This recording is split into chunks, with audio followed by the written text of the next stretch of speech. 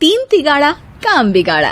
तीन बहुओं के रवैये से सासू माँ बहुत परेशान थी। दरअसल बात ये थी कि तीनों बहुओं में किसी बात को लेकर अनबन हो गई थी। तब से ही तीनों एक दूसरे से मुंह फुलाए रहती थी। न कोई सीधे मुंह किसी से बात करती, ना किसी का कहना मानती। पड़ोसी भी इस बात को जानते थे और जाने कैसे कैसे बातें भी करते। इसीलिए सासू माँ ने तीनों बहुओं को तुरंत अपने कमरे में बुलाया। कई दिनों से देख रही हूँ तुम तीनों अलग अलग सारे काम कर रही हो। ये सब नहीं चलेगा, को मिलकर ही काम करना पड़ेगा। सास की बात सुनकर एकदम से बड़ी बहू बोल उठती है। नहीं मम्मी जी, मैं इन दोनों के साथ कुछ नहीं कर सकती। मैं इस घर की बड़ी बहू हूँ, फिर भी ये मेरा कहना बिल्कुल भी नहीं मानती। अरे जेठानी जी, जानबूझकर मुझे डबल काम करवाती है आप। छोटी मुझसे टेढ़े मुंह ही बात करती है। इन दोनों के बीच हमेशा सैंडविच बन जाती है मेरी। मैं हमेशा आलू की तरह बीच में मसली जाती हूँ। मम्मी जी, इन दोनों को लगता है कि मैं छोटी हूँ तो इनके पैरों तले दब जाऊंगी, लेकिन नहीं, मेरा भी उतना ही अधिकार है जितना इन दोनों का है। बढ़िया आई दोनों मेरी चुगली करने के लिए। मुझे क्या कम समझ रखा है। बहू एक दूसरे से बहस करने लगती है और सास दोबारा ये देखकर टेंशन में आ जाती है। चुप हो जाओ, अब से तुम तीनों सारे काम एक साथ करोगी। आंख बंद करके एक दूसरे की बात सुनोगी। तुम तीनों इस बात को गांठ बांध लो, वरना अगली छुट्टियों में तुम्हारा अपना मायके जाना कैंसिल। सास की बातें सुनकर डर के मारे तीनों हामी भर देती हैं। बड़ी जी, मैं समझ गई। हाँ मम्मी जी, जैसा आप कहें। आप जो कहेंगी मैं वही करूँगी। तीनों बहू सास की बात को गांठ बांध लेती है और वादा करती है कि अब से सारे काम वो तीनों एक साथ मिलकर ही करेंगी।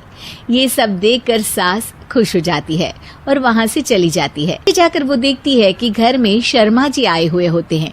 सास जोर से आवाज लगाकर कहती है, अरे बहू, जरा चाय बनाकर तो लाना, शर्मा जी आए हैं।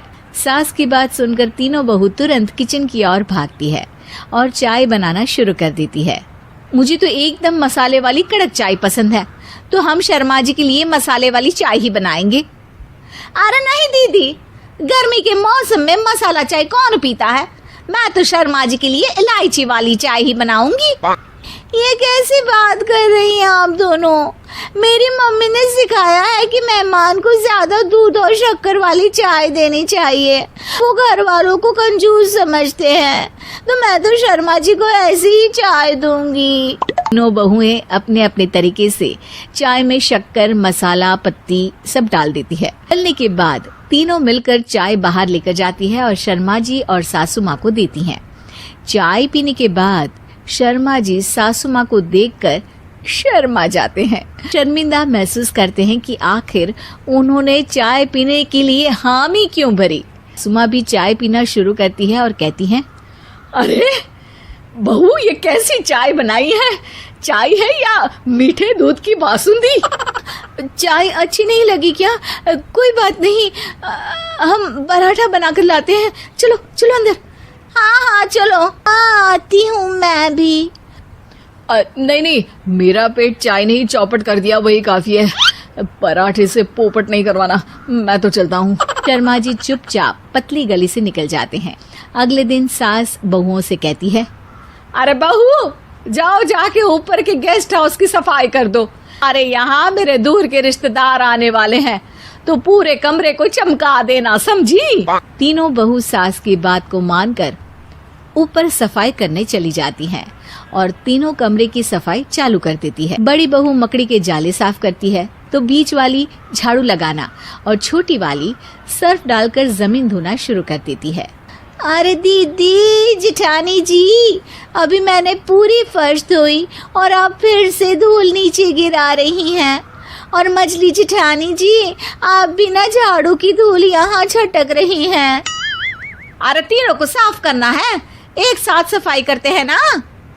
वही तो, तीनों बहू ऐसे ही काम में उलझ जाती है और 2 घंटे तक एक ही कमरे की सफाई करती रहती है। बहुत देर से अपनी बहुओं को ना देखने के कारण सास ऊपर कमरे में उन्हें देखने जाती है। कमरे में घुसते ही वो गीली फर्श पर फिसलने के कारण नीचे गिर जाती है।